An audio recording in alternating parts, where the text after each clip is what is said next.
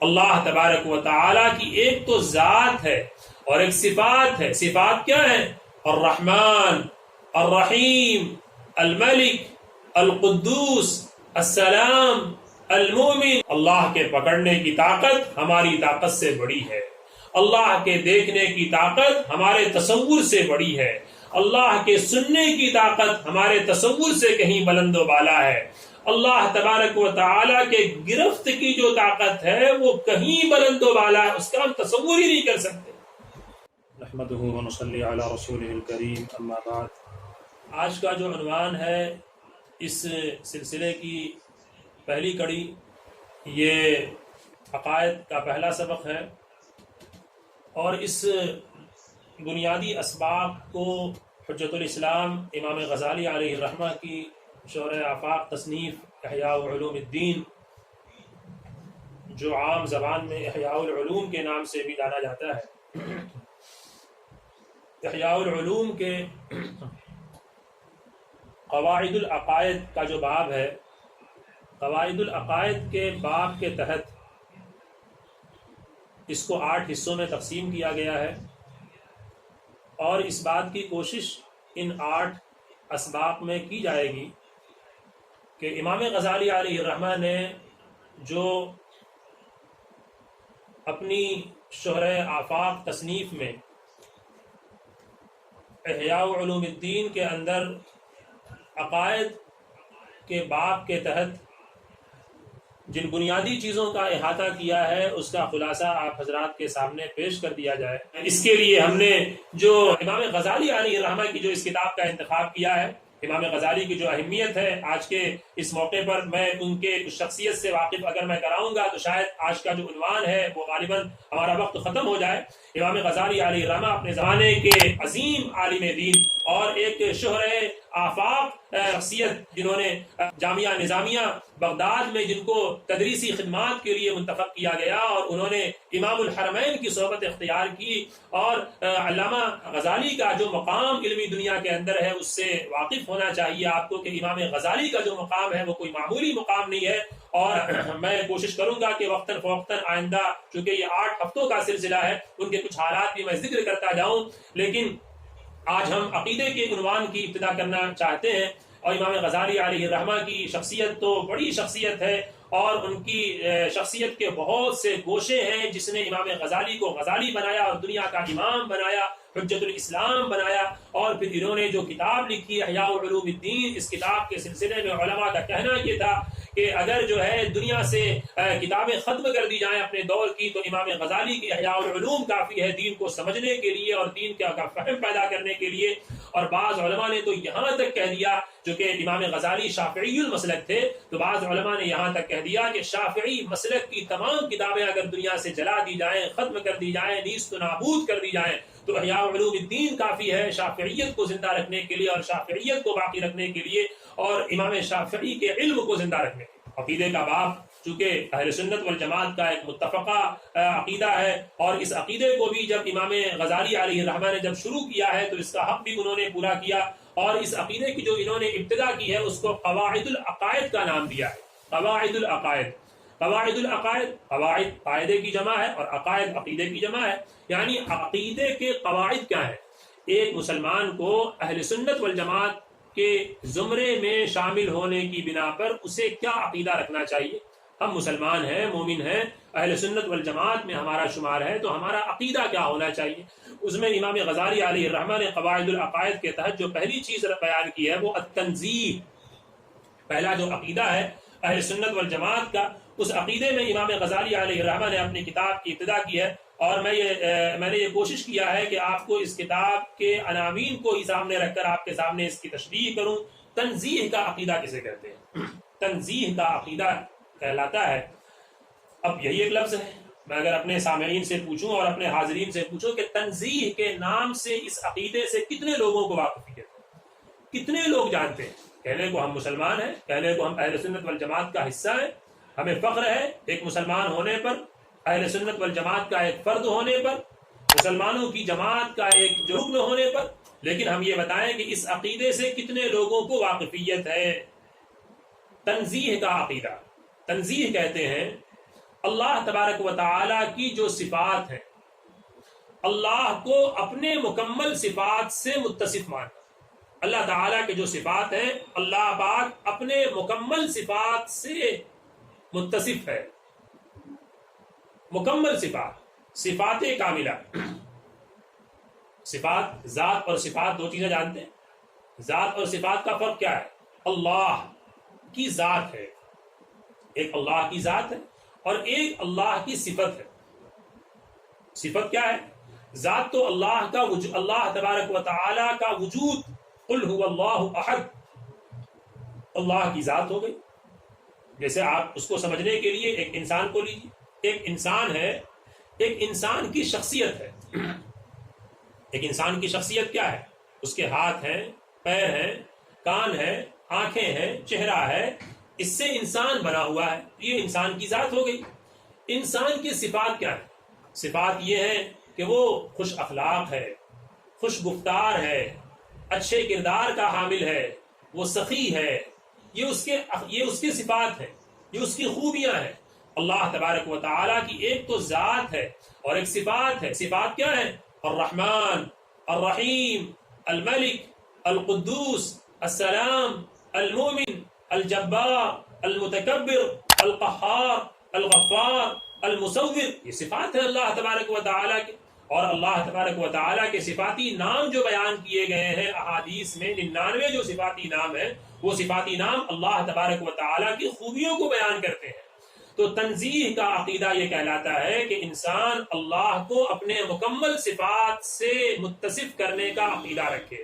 اللہ تبارک و تعالیٰ اپنے پورے صفات کے ساتھ قائم ہے۔ اور جو انسانی صفات ہیں، انسانی صفت بھی تو ہے۔ انسان کی صفت کیا ہے؟ کہ انسان کے بولنے کی ایک صفت ہے، انسان کے چلنے کی ایک صفت ہے، انسان کی بعض خوبیاں ہیں اور وہ صفات اچھے بھی ہو سکتے ہیں، برے بھی ہو سکتے ہیں۔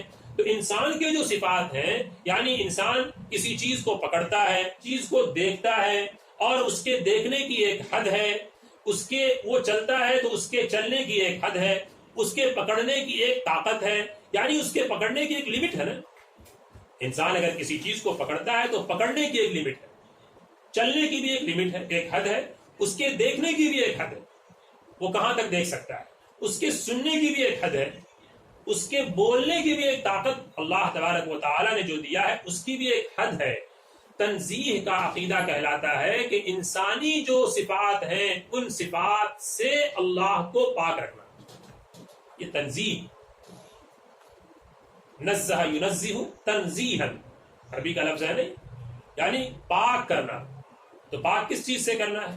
اللہ کے جو مکمل صفات ہیں اس سے اللہ کو متصف ماننا، اللہ کی یہ صفت ہے، اور جو انسانی صفات ہیں انسانی صفات سے اللہ کو پاک کرنا۔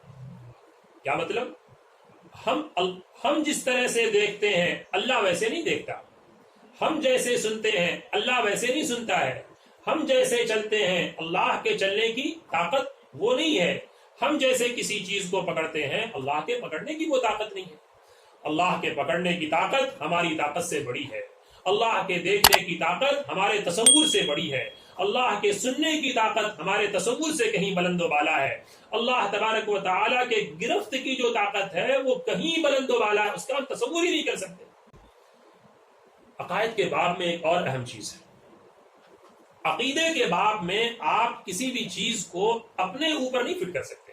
بہت سے سوالات ممکن ہے آپ کو پیدا ہوتے رہیں گے، اشکال پیدا ہوگا، اعتراض پیدا ہوگا۔ اگر آپ سنجیدہ ہیں اس درس کے سننے کے اور آپ اس کو واقعتاً بہت حساس ہو کر آپ سننا چاہتے ہیں تو آپ ان سوالات کو نوٹ کیجئے، لکھیے۔ اگر آپ قلم اور کاپی لے کر بیٹھتے ہیں، اور اگر نہیں تو اپنے میسج کے باکس میں لکھ لیجئے۔ ان سوالات کو اگر آج نہیں کرتے کوئی ضروری نہیں، آپ ان 8 دروس کو، 8 اسباق کو سن لیجئے۔ ممکن ہے کہ بہت سے سوالات آپ کے ذہن میں ایسے بھی آئیں جو سوالات ممکن ہے کہ آئندہ کے سبق سے وہ حل ہو جائے، لہٰذا بہتر ہے کہ سوال کو لکھ کے رکھ لیجئے اور دیکھیے کہ آئندہ اسباق میں، آئندہ کی قسط میں ان کا جواب آپ کو مل جاتا ہے کہ نہیں ملتا ہے، اور اگر نہیں ملتا تو آپ وہ سوال کر سکتے ہیں۔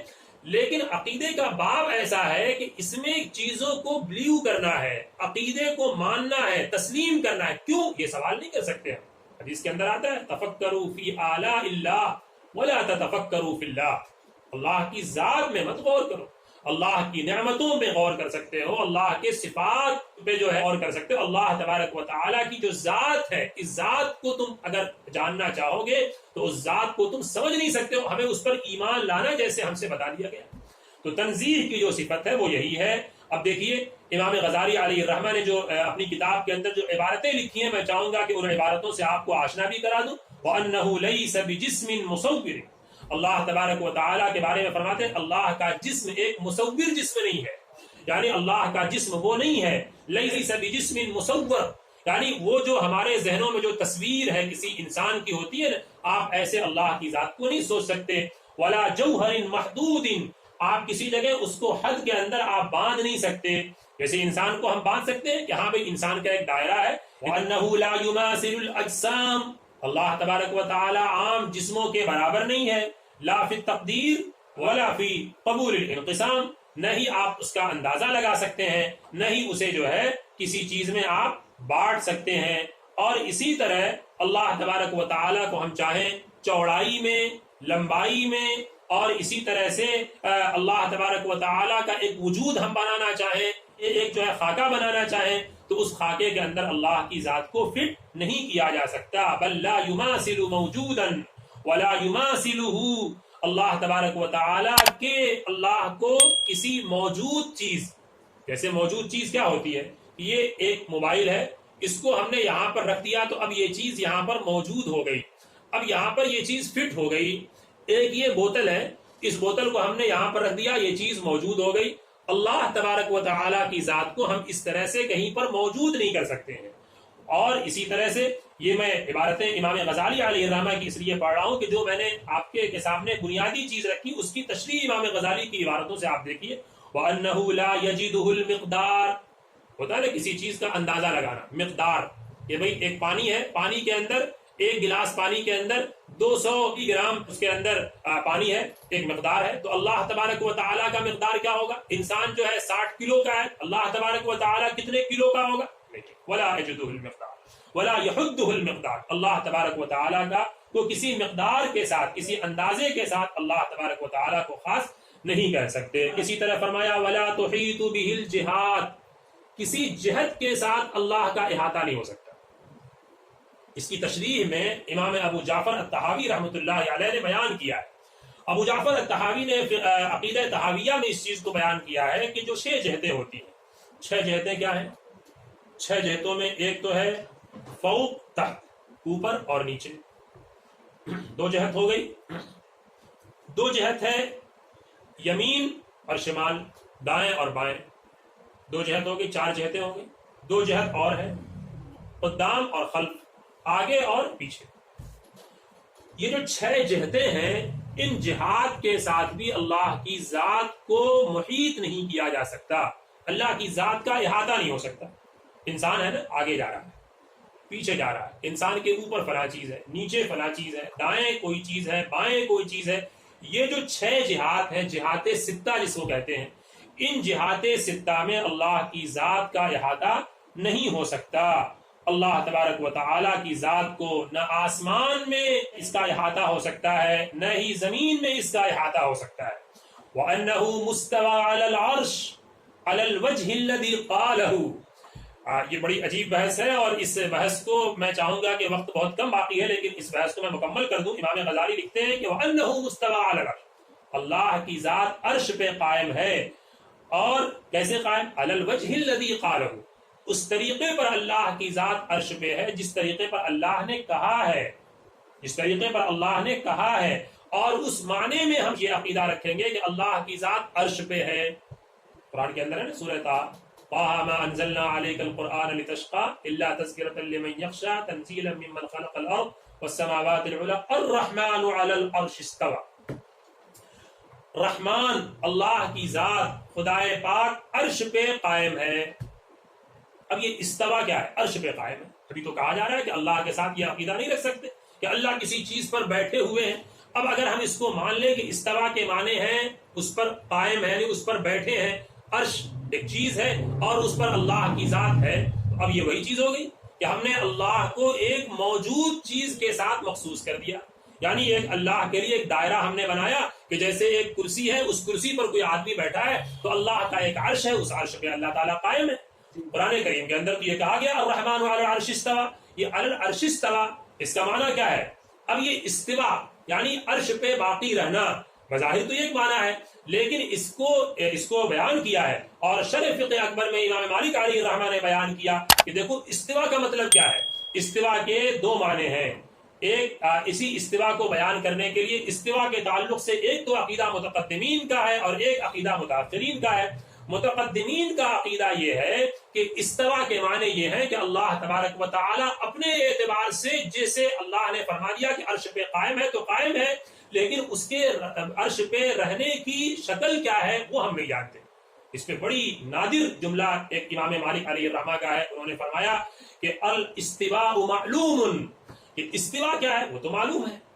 اس کو بہت آسان جملے میں بیان کیا، الاستواء معلوم والکیف مجہول والتبحث عن بدعۃ والایمان به واجب۔ استوا معلوم ہے، استوا کے معنی قائم ہونا، رہنا، باقی رہنا، یہ تو معلوم، اس کا معنی تو پتہ چل گیا، لیکن اس کی کیفیت کیا ہوگی، کس طرح سے اللہ تبارک و تعالی عرش پہ ہے یہ نہیں معلوم ہے، تو یہ نہیں معلوم، یہ تو مجہول ہو گئی۔ استوا کا معنی معلوم ہے، استوا کی کیفیت کیا ہوگی یہ نہیں معلوم ہے، اور اس باب میں اس میں زیادہ تلاش کرنا، اس کی حقیقت کو معلوم کرنا، فرمایا یہ بدعت ہے اور اس پر ایمان لانا واجب ہے۔ ایمان بھی لانا ہے اور رحمان علی العرش استوى پر، لیکن کس طرح سے اللہ تبارک و تعالی عرش پہ ہیں یہ کیفیت ہمیں نہیں معلوم ہے، لہٰذا اللہ کی ذات اللہ نے جیسے بتا دیا اسی طرح سے ہمیں مان لینا، اس کی کیا کیفیت ہوگی یہ ہم نہیں جانتے۔ بہرحال یہ بحث یہیں پر ہم روکتے ہیں، انشاءاللہ اس سلسلے کو آگے باقی رکھا جائے گا۔ آج کا جو ہم نے سبق پڑھا ہے تنزیہ کا سبق پڑھا ہے، اور تنزیہ کی بحث ابھی باقی رہ گئی کہ تنزیہ کا دو معنی بیان کیا گیا ہے، ایک تنزیہ مع التفویض ہے اور ایک تنزیہ مع التأویل بھی ہے۔ انشاءاللہ اس دونوں پہلوؤں پر آئندہ سبق میں گفتگو کی جائے گی۔ اللہ تبارک و تعالی سمجھ کی اور عمل کی توفیق سے نوازے، آمین۔ وآخر دعوانا ان الحمد للہ۔